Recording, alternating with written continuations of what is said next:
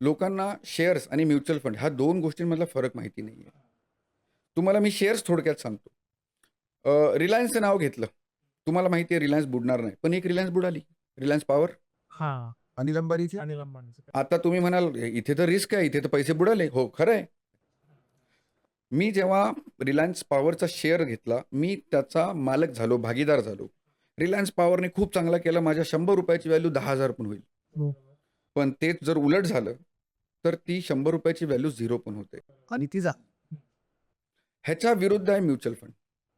Okay. Reliance कंपनीचाच mutual fund company पण होती. पण एकाही इन्व्हेस्टरचे पैसे त्यांच्या म्युच्युअल फंडमध्ये अडकले नाहीत.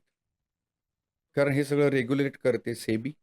सेबीने पर्सेंटेज ठरवून दिले. तुमची होम कंपनी जरी असली, सिस्टर कन्सर्न कंपनी जरी असली, तरी एवढ्या पर्सेंटपेक्षा जास्त तुम्ही इन्व्हेस्ट करू शकत नाही. ओके. म्हणजे रिलायन्स पॉवर जेव्हा बंद झाली, अनिल अंबानीचीच रिलायन्स म्युच्युअल फंड होती. ती आजही व्यवस्थित चालू आहे. फक्त नाव बदललंय. निपॉन म्युच्युअल फंड झालंय. ओके. ज्या इन्व्हेस्टरनी म्युच्युअल फंड घेतले, त्यांच्या पैशाला काही धोका नाही झाला. हो. आता अगदी सिंपल लँग्वेजमध्ये तुम्हाला रिस्कचं डेफिनेशन सांगतो. शेअर्समध्ये तुमचे पैसे खूप जास्त वाढू पण शकतात आणि 0 पण होऊ शकतात.